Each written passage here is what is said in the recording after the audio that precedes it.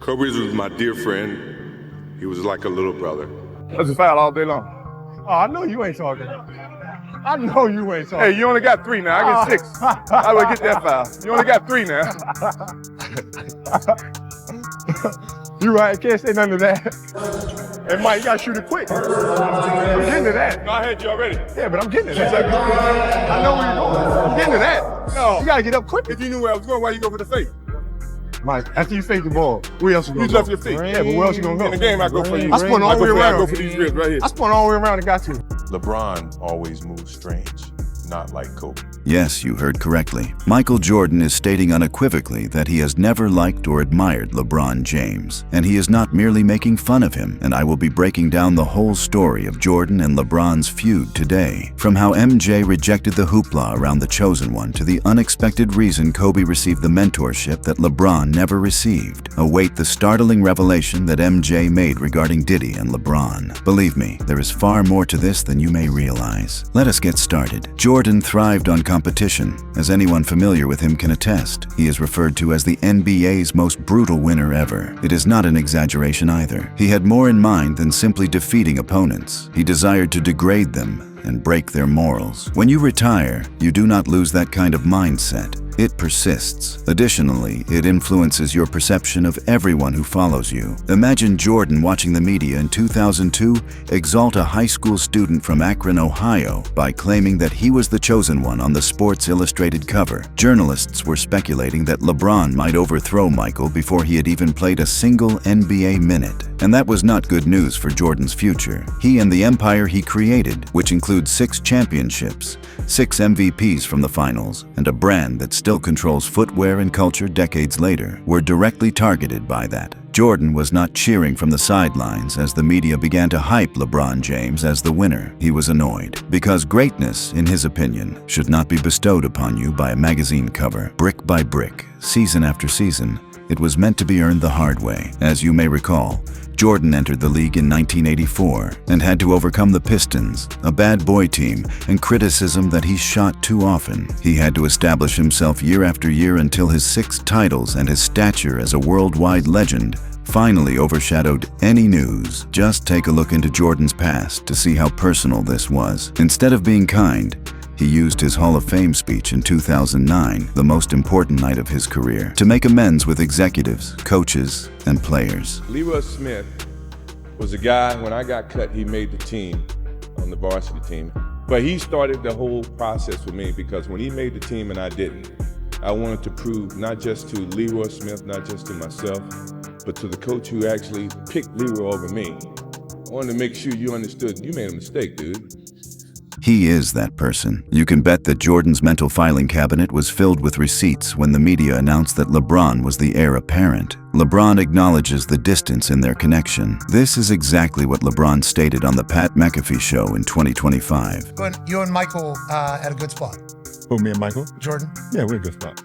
To give you an idea of how profound this is, LeBron's idol is Michael Jordan, the same person whose posters adorned his wall as a child, and the two are not related. That is unique for a player with LeBron's level of respect, since other luminaries are accepted into the fraternity, but Jordan gave Kobe that relationship. LeBron, on the other hand, never received it. The worst part is still to come. Jordan never warmed up to LeBron because of the very things that people adored about him: the anointing, the headlines, and the anticipation. Those were not honorifics to Jordan, they were warning signs. And believe me, things just get more complicated from here, because, in reality, there were always more than 2 players involved. It has to do with something far more significant.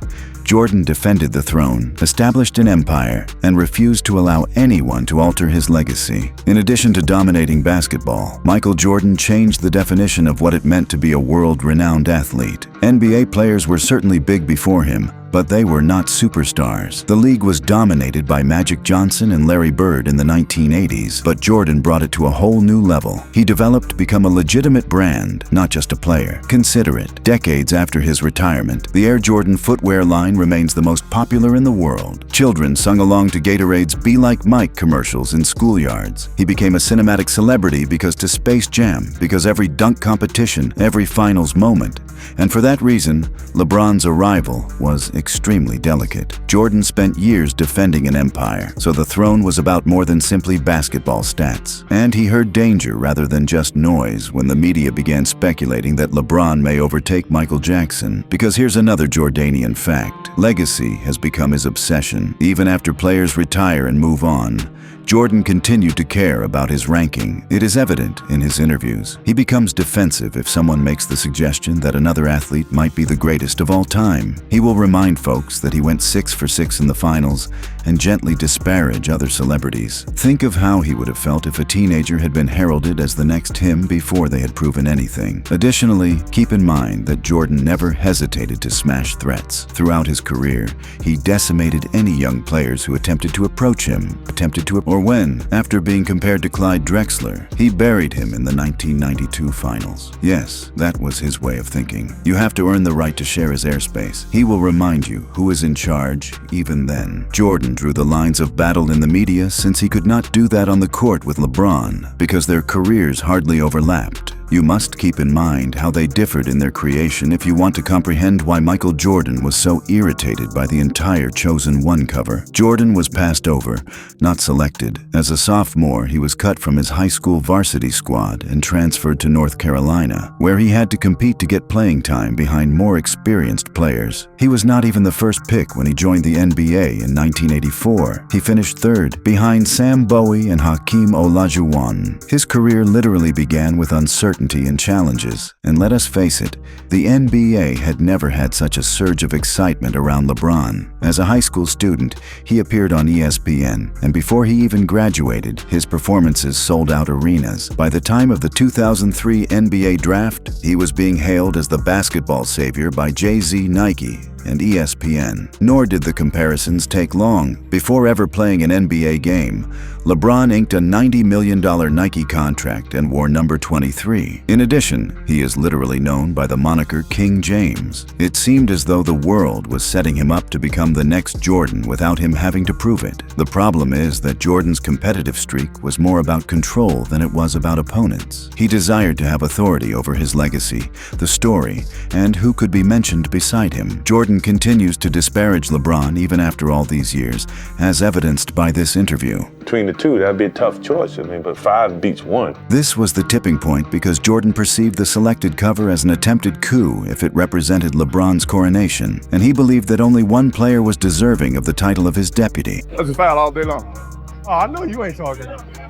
I know you ain't talking. Hey, you only got 3 now. I get 6. I would get that foul. You only got 3 now. You right, can't say none of that. Hey, Mike, you gotta shoot it quick. I'm getting to that. No, I had you already. Yeah, but I'm getting to that. I know where you're going. I'm getting to that. No. You gotta get up quick. If you knew where I was going, why you go for the fake?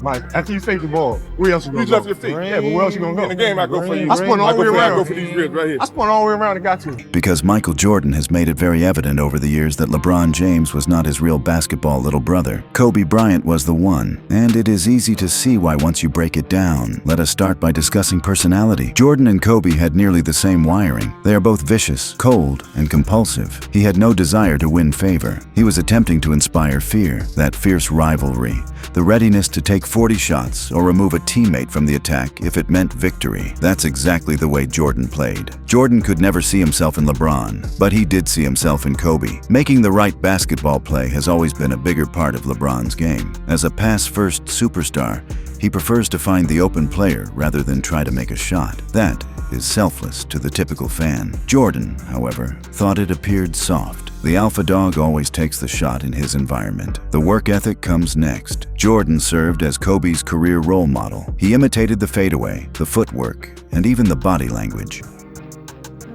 You have to put up with the aggravation, the late night calls, or the dumb questions.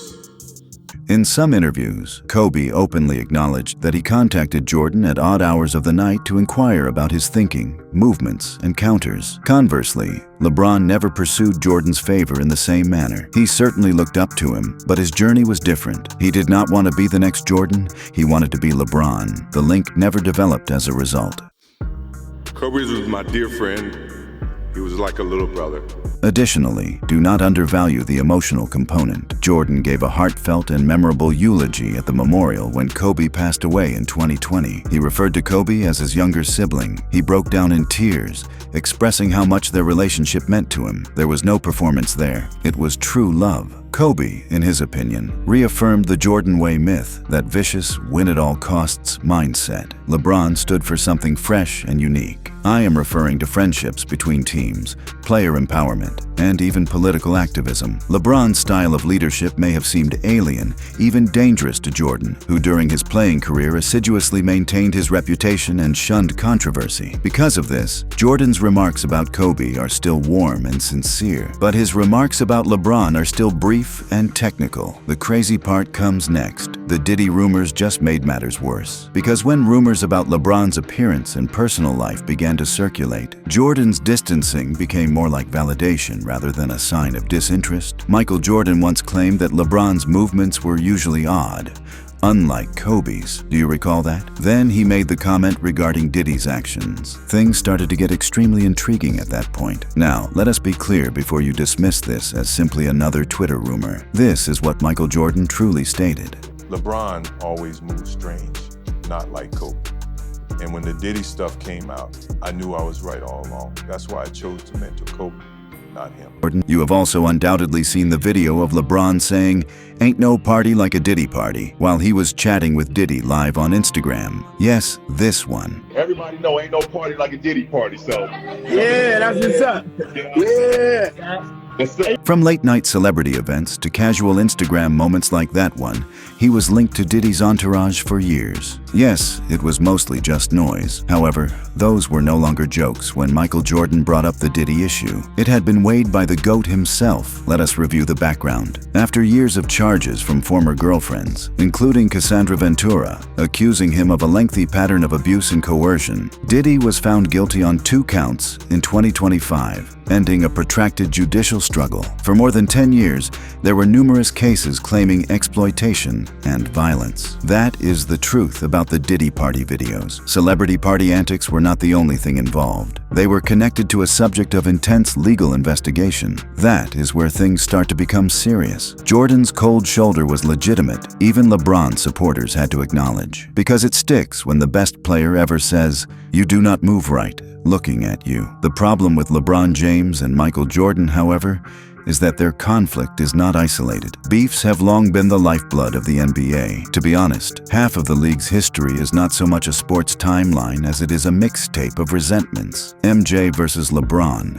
feels so familiar because of this. It is customary to do so. Remember Magic Johnson and Larry Bird? That was more than just a rivalry. It was a full-fledged cultural conflict. However, they were hardly able to tolerate one another during their careers. Later on, you have Jordan himself and Isaiah Thomas. That was awful. The Jordan rules, a defensive tactic that essentially condoned aggression, were originally created by Thomas's Pistons. MJ detested it and has not forgiven Thomas yet. You witnessed the final dance. His entire chest was used as he spoke. How legitimate was the hatred between those Bulls teams and those Pistons? Oh, I hated him.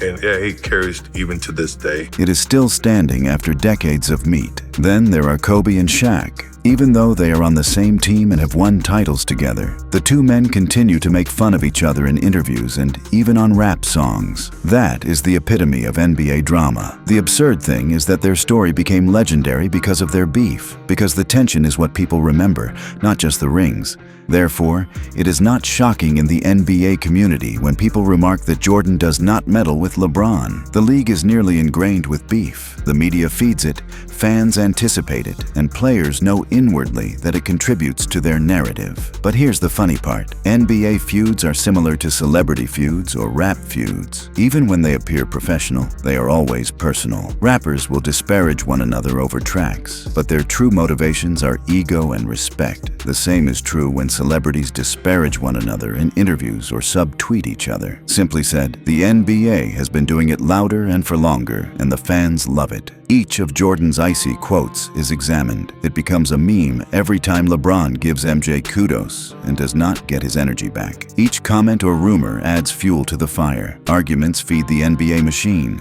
Drama feeds legacy, and legacy feeds arguments. To be honest, it would probably be baseball with sneakers if there were no rivalries in the NBA. And a 2-hour documentary called Everyone Got Along and Played Nicely has no viewers. No, the messy stuff is what we desire. You must realize that the NBA is a league where the previous king's blessing counts. It is similar to being knighted. Your rank is cemented after the legend passes the crown. Kobe received just that, in a manner that no Sports Illustrated cover could ever do. Jordan's mentoring made him the heir apparent, not because the media stated it, but because Jordan himself demonstrated it. Fans recognized Kobe as the man carrying Jordan's flame. He gave him public acclaim, taught him footwork, and sobbed like a bereaved family member at Kobe's memorial. For many fans, Kobe was invincible in the GOAT debate because of that endorsement. All for 52 years, everything in sports was going on in Cleveland.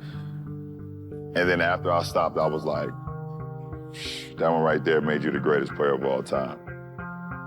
You know, everybody was just talking how they were the greatest team of all time. Like, they was the greatest team ever assembled. LeBron did not get that, and everything was influenced by that absence. Critics use the same tactic whenever the media attempts to elevate him. Why did not Jordan give him a hug if he truly is the greatest of all time? Here's the twist, though. Given how absurd his career is, LeBron may be breaking through nevertheless. We are talking about playing at the greatest level for more than 20 years, winning 4 titles, setting a scoring record, and still going strong at 40. Dominance has never been extended thus far by anyone. Therefore, the dispute is now fueled rather than killed by Jordan's lack of approval. That is the main topic of discussion nowadays. The Jordan acolytes argue that it implies something if Michael Jordan never handed him the torch. However, LeBron supporters are referring to his longevity and stats, arguing that he is changing the rules whether or not Michael Jackson likes it. That is MJ's greatest nightmare, in a sense. The notion that someone might succeed to the throne without his consent. In retrospect, the story is really straightforward. When it came time to select a successor, Michael Jordan made it plain that it was not LeBron James. He also established the global icon model that all modern superstars aspire to. Kobe Bryant was the one, and for that reason, the GOAT controversy is still going strong, because basketball was never the only thing at stake. Pride, legacy, and the one thing Jordan never gave LeBron were all at stake: validation. Additionally, if you have read this far, to ensure you do not miss the next in-depth analysis, remember to subscribe. There is a lot more where this came from, I assure you.